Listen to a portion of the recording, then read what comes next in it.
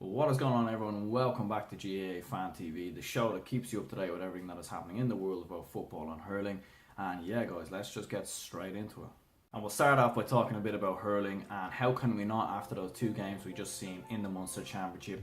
First of all, Limerick beating Waterford 226 to 116. Limerick are on some run at the moment. I believe I make that out to be 2 wins and a draw now from 3 games. They're well on course to a Munster final. And by the way the Munster Championship is panning out, I don't see any reason why they couldn't win the Munster Championship and potentially go very far in the All-Ireland series. I mean, we're looking at a team that could very well make an All-Ireland final, depending on how things pan out. I mean, you know, when you look at the whole All-Ireland, I mean, we'll talk a bit about Galway in a moment, but Limerick for me have been probably the most impressive team in that Munster Championship. I think they've been the most consistent in terms of results, similar in some respects to Cork. Obviously Cork have had the 2 draws, Limerick have had 2 wins and a draw, and they've just been unbelievable in many respects. And in this game against Waterford, obviously Waterford, you know, they were very unlucky last weekend. They needed a big performance, but they're just coming up against a team that is just so fluid, so quick. At the 2 goals they scored, the crowd behind them, it looks like there's something really building at Limerick at the moment. They've got a young team, young players coming through. Really impressed with Shane Dowling in this game. 15 points he hit, just outstanding. And you know, lots of young players coming through from under 21 level, and they're onto something absolutely massive at the moment. There's no point in denying that. They will be thereabouts in the All-Ireland series this year. And I suppose the main question is now who will be with them in that Munster final, if obviously it pans out. I mean, it's not confirmed yet, of course. Limerick will still have to play, I believe it's Clare on the final day, so it depends kind of how results go, but they are very much confirmed in that top 3, because obviously Tipperary and Waterford are pretty much guaranteed to be out of it. But yeah, what a massive win for Limerick.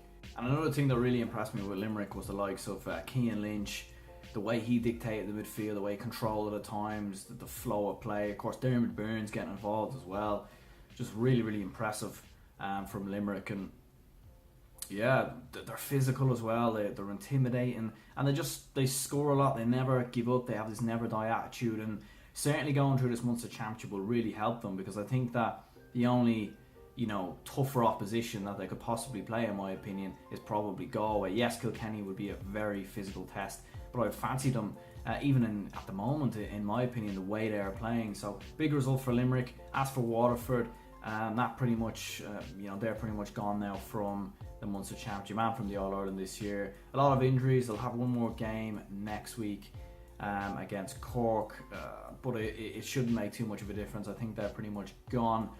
Clare, meanwhile, what a result for them, turning it around against Tipperary. Tipperary, I mean, there's no doubt in their quality. It's clear they have quality there from the games we've seen, but there just seems to be a severe mental block in the way Tipperary are playing. They are either throwing leads away, or they're coming back and they just can't seem to get over the line. They can't seem to win a game, and that's their campaign done. They've drawn 3, lost 1. They will finish as bottom pretty much in the Munster Championship. And Clare, what a massive result this was for them. I mean, in Thurles, away from home, a place they haven't won in 90 years, and they came here, and you know, to be behind by I think 11 points at one stage, to turn that around, massive amount of character, and huge credit to Clare. Peter Duggan, of course, with that point towards the end. Shane O'Donnell as well, as inspirational as he always is for Clare. They both just rallied Clare towards the end. He heard the roar towards the end of the game as well. It just drilled on Clare to get this victory. So huge congratulations to Clare. It's looking like it's going to be Limerick, Clare and Cork to go through from the Munster Championship. And I don't think many people would have expected that. I think we all would have thought Tipperary would be there, but look, listen, that's how this has gone. There's no doubt that the Munster Championship is about as exciting as anything at the moment, and yeah, I'm looking really forward now to seeing how these last fixtures pan out next weekend. And speaking of teams coming from behind, I mean, we have to look at Kilkenny, who once again, they're just never beaten, are they? They came from behind against Dublin, and they've done it again here against Wexford. They were 9 points behind in this game it was looking like they were going to be beaten. It was looking like Davy Fitzgerald's men, with the inspiration of Lee Chin, who I thought was fantastic. It looked like Wexford were finally going to be playing, well, not finally because they were there last year, but it looked like they were going to get a huge victory and put themselves into that Leinster final. But no, Kilkenny had, other ideas, once again turning it around, and they're just never beaten, are they? And that's why you just cannot write them off in this All-Ireland series and in that Leinster final either. I know everyone's saying that Galway are unbeatable, that they're unstoppable, but you just cannot write Kilkenny off, because the experience they have, the knowledge they have, they just won't die down. They're just that good at the moment. Obviously Galway, great win for them. I didn't see too much about this game, to be honest with you, but Dublin again, it's disappointing. 4 games we've played, we've obviously won the game convincingly against Offaly, but you just wonder if we had got over the line against Kilkenny, if we had just showed a bit more against Wexford. Strong possibility Dublin are playing in the Leinster final, or at least at the very minimum going through to the All-Ireland quarterfinals. And yes, there is a lot of positives to take as a Dublin fan from this, but at the end of the day, this is it now for Dublin, and they'll need to regroup next year going into the league, and make sure that when they go into the All-Ireland series next year, or go into the Leinster Championship next year, that they show this same sort of performance but can get results on the board, because Dublin is certainly moving in the right direction. I think we're up there with the top teams. We're not quite there yet, but we are knocking on the door, in my opinion, and seen enough positives from Dublin and Pat Gilroy to know that we're moving in the right direction. But still, you need to get the results done. Losing, it doesn't matter what way you lose at times, it's still the same result, isn't it? So we'll see what happens in time, but Dublin moving in the right direction, and Galway looking unbeatable at the moment, to be fair. Okay, and moving across the football, lads, we'll talk a bit about the qualifiers to start off with. All the results kind of panned out the way we expected. No real upsets, unless you look at Meath Tyrone, because this game was a lot closer than people thought it would have been, especially me. I thought Tyrone would walk this game pretty comfortably, but that wasn't the case, because Meath just showed this attitude of never giving up. Killian O'Sullivan in the middle, in the midfield, Joey Wallace as well was fantastic for Meath.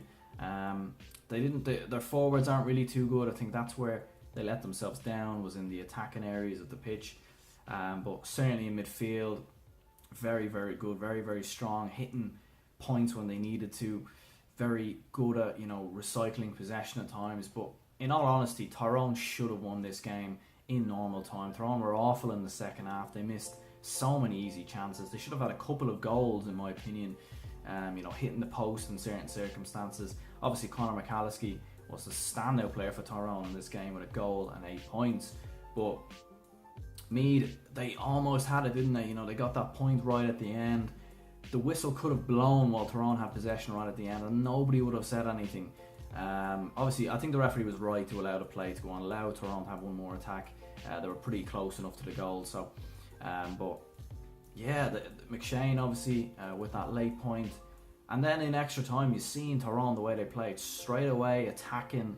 Mickey Hart was obviously very angry with his Tyrone team. You could tell how anxious he was, the face on him at times on the bench there. He was very nervous about this game, because if Tyrone lose here, yeah, it wouldn't have made too much, it just wouldn't have been good at all really for them. I think they're a lot better than that, but they got through in the end. They made hard work out of it again in extra time in the second half. Probably Meath should have had a point late on, but referee was pretty awful in this game. Lots of decisions going either way, but Tyrone go through obviously, so fair play to them. And Meath, what can you say? They were similar last year, beaten by a point by Donegal in the qualifiers. They just need to win the games they should be beating. They should have beaten Longford in that game a couple of weeks ago, so back to the drawing board for them, obviously.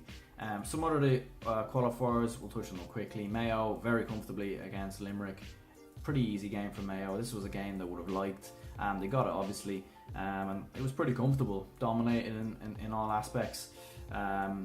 Obviously Lee Keegan getting a couple of goals, so did Alan Dillon, so yeah, a good result for Mayo. Depends a lot on who they get throughout this draw. One team they would want to avoid now in the next round of the qualifiers is Monaghan, in my opinion. I think you don't want to be playing Monaghan, especially away from home. because Monaghan are the type of team that raise their performance against bigger teams. So that would be one to avoid. Obviously Armagh got a good victory as well against Westmeath. Impressed with them, but obviously Westmeath, one of the poorest teams in the country probably at the moment. Similar can probably be said for Derry, who were beaten pretty convincingly by Kildare. The scoreline showed it a lot closer than it was, but Kildare were very good in this game. It's nice to see Kildare playing better, because for me, I still feel like they are the second best team in Leinster. Obviously, the way the campaign has panned out this year, it hasn't resulted in that, but I think if they beat Carlow, they would have probably beaten Laois. But again, similar to Mayo, it depends on the type of draw they get. Similar again can be said for the likes of Cavan, beating Wicklow pretty comfortably.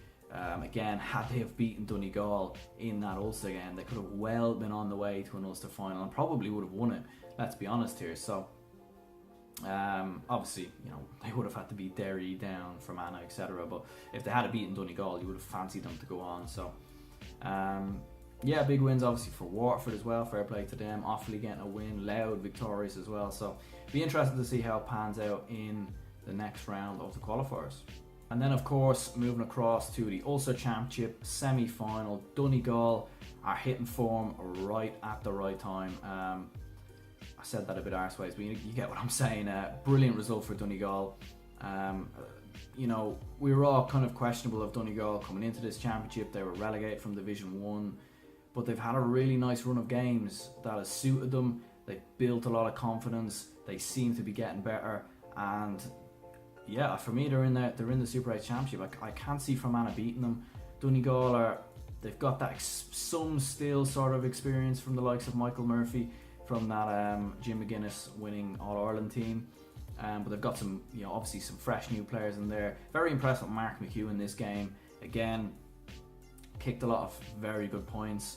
And the speed that Donegal play at times, it's quick, it's lightning. It's not defensive, and there's a lot of Ulster teams that just can't handle them at the moment. And yeah, with the amount of confidence they're building, the amount of progress they're going through, they'll probably beat Fermanagh, and then they'll go into the Super 8 Championship. It'll be interesting to see what happens when they play a like of a Dublin or a Kerry or a Mayo or something like that, how they do. But certainly for Donegal, they're moving in the right direction after a poor year last year in the championship and a poor league campaign. So fair play to Donegal. Obviously down going into the qualifiers, they'll be hoping to avoid some of the big teams so they can obviously progress to the next round, which I think they could if they got the likes of a Louth or a Waterford, etc. So we'll have to see what happens there. And then the two games in Leinster, not going to lie, I was pretty disappointed with how the game panned out between Carlow and Laois. Was expecting a lot more here. I was expecting it to be a better quality. It really wasn't. It was a really poor game, and there's not a lot to say about it really, other than Carlow were just far too defensive. It reminded me a lot of how they played actually in the league final against Laois.